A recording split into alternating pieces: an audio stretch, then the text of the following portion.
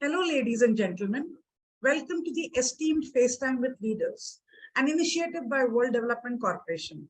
I am Rani Rohra, anchor at World Development Corporation. FaceTime with Leaders is a platform for industry titans to share their experiences, thoughts, ideas, and best practices in order to inspire one another and future leaders. In a nutshell, we attempt to encapsulate the multi-decadal learnings acquired by these industry leaders. We also hope that by conducting these FaceTime with industry stalwarts interviews, we can bring together a global community of eminent personalities.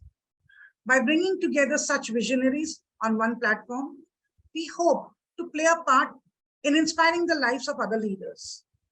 Great learnings from great leaders undoubtedly assist everyone by identifying, nurturing, and using the trade secrets that are proven success formulae for many. And this is what we aim to achieve with these sessions that are a gathering of industry stalwarts and a knowledge sharing community. We have one such industry stalwart on FaceTime with Leaders with us today, Dr. Shriram. Coming from a consulting background, currently a senior operating executive, he is a veteran in the education field with about 26 years of experience. Dr. Shriram has blended leadership roles of academics as well as operations and administration in training and managing teams, implementing data and technological solutions, and managing business development and bottom line orientation. Owing to his innovativeness and broad-minded expertise in academic planning, operations, business development, and general management, he has held senior roles, namely as an associate director, senior director, and head of operations, and has earned numerous awards and accolades.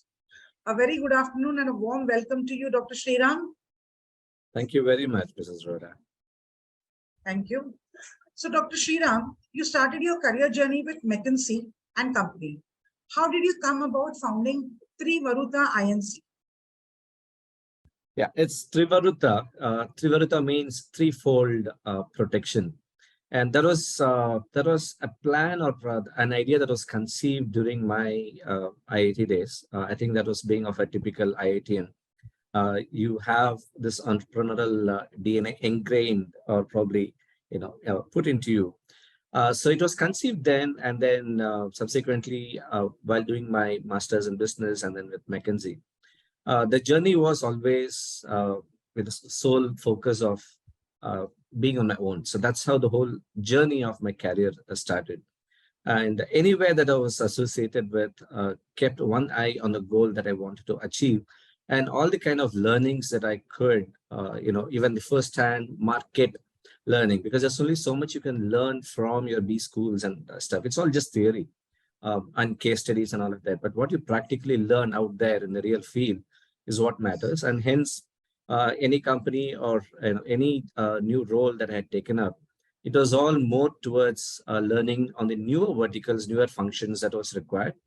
And that's how the whole journey, actually, I embarked on the journey and then I came up to being an entrepreneur with this company came Trivaruta. Great knowing this, sir. As you have continued your professional development with educational support, what is it that drives you? Children, the students. I mean, I think that's the very, very purpose of at least myself. I can talk for myself, not for everybody else. But one thing that keeps us going in the education line happens to be the real fertile minds that we get to play around with. Absolute innocence, unconditional love. And that's one of the reasons why I also adore and kind of envy when my career started, the teachers and people, they had the audacity to, even when we all go back and then interact with the teachers, at least our generations, we would still go and follow their feet, touch their feet, seek their blessings, which is very rare these days. But then you would be a CEO or you could be, a vice president, MD of any company, but the audacity with which the teachers, they take the right of even twitching your ears or, talking about you. And then again, ensure that you recollect all the naughty mischiefs that you have been, playing at and the schools and all of that. But the beauty is, all through my career, one of the ideas was to come back to education. The reason is, as part of the team that also did write up about the employability or the non-employability of graduating students, lack of skills and all of that. But where we are right now, I think it's primarily thanks to the kind of teachers that we had, who were not just pushing us to concentrate on the marks, but also ensured that we unknowingly started developing the skills within us. And of course, the family support, the parental support that was there. Now, at both the sides, if you see, there's been a compromise. Now, parents, they don't have time to spend time on the children for whatever the requirements that is there. And they feel that just buying them gadgets, it's sufficient. Buying their books is sufficient, but they don't want to spend any quality time. That's first. Second part is even on the teachers or the school front. It's become kind of commercial, where they feel that yes, getting the marks, getting children to score, this being a state topper or stuff like that is enough. So the idea was again started during my McKinsey days, where I said there's only so much anybody can do in terms of skill development during their graduation days, undergrad days. But all of this needs to start, or the seed needs to be sown during the pre-primary, primary, or the school days typically. And hence, that's the reason I use the word fertile land for the school, because you don't know what is the seed that you have sown. You don't know whether you're going to get wheat or rice or a banyan tree from somewhere, or anything. It's going to be anything, but that anxiety keeps you going. And then the beauty is that once we see this sapling and all of that, what needs to be done and how to go about tending to them. And then the result is tomorrow when they actually bear fruits, and then you take pride in seeing that, yes, you have maybe played a very small atomic role in their development, but at least, like you were there as a foundation. So I think that's what keeps me going in this particular line of work that I'm currently engaged with. Well, I think I share the same feelings, like, mutual feelings. We have a synergy here because, as I said, I'm from the training background. So as you said correctly, the ultimate fruit, which, the student turns out, is what is our, that is what we gain, like. Very right. True. You have earned numerous awards for your exceptional leadership qualities. You are also pursuing a doctoral degree in organizational leadership. Can you sum up what leadership is in 3 points for our readers? For me, leadership is actually a skill.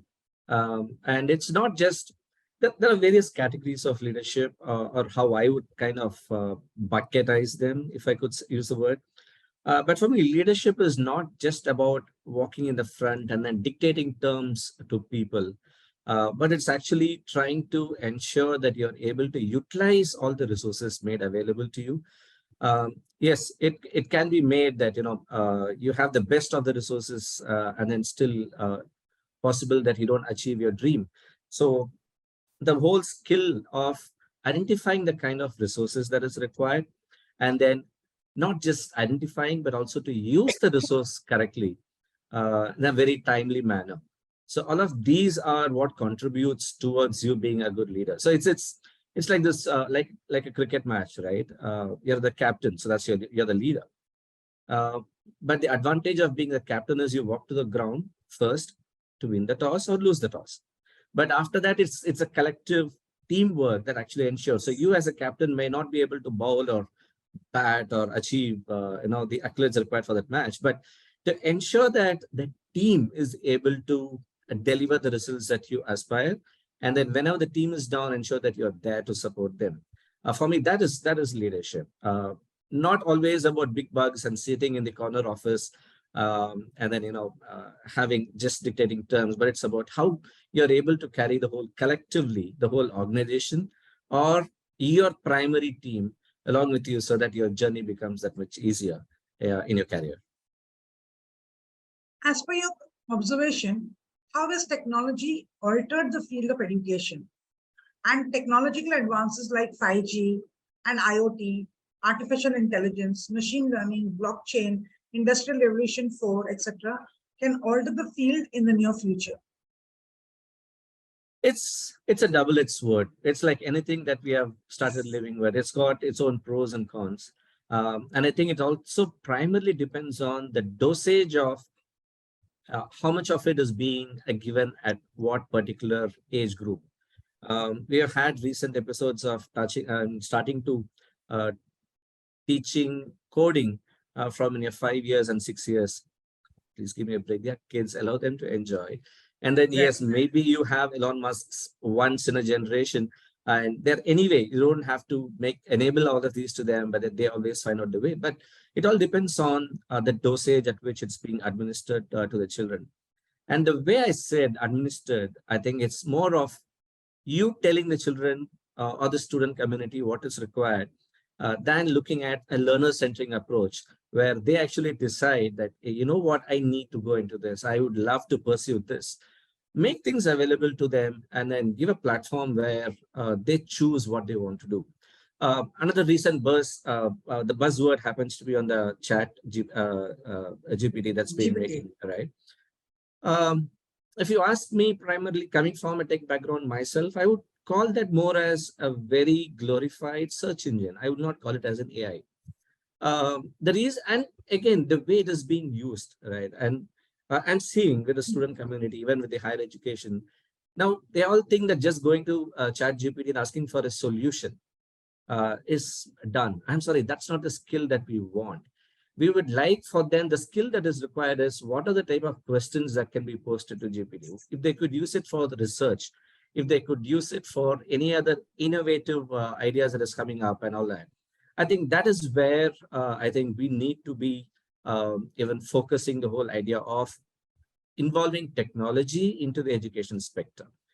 Examples could be, again, I create simulators, I create simulations, and I put an idea there and see like how the idea is going to actually, fructify in various scenarios. If I'm able to do that, that would be great. We, in fact, we did do this kind of an experiment with a school segment where we had, I did my master's from MIT Sloan. So thanks to that, we brought this MIT Media Labs to come and set up a Media Lab extension in a school here, which was unheard of, right? Yes. So the idea of even ideation and then converting that into a concept and then converting that into a prototype and then taking it to the market. If the children are given these ideas and then tell how is it that the whole journey can be simplified using the technologies available, I think that is where we would be equipping the students and equipping them with how to use the actual skill set of how to use it, than saying that just take it, use it, your life is done. And life is not that easy or that rosy. So technology, like anything else, it's got, another example I can talk about is hacking. We are talking about ethical hacking. Hacking, that's it. So there's nothing like ethical hacking or non-ethical hacking. But then how you use it, that's what makes it ethical or non-ethical.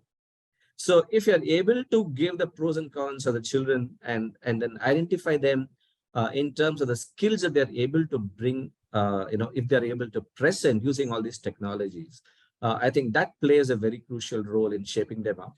And then what we're also now beginning to see is some of the corporates, they're not just looking at the marks that the students have scored in the 12th or their, the CGP and all of that.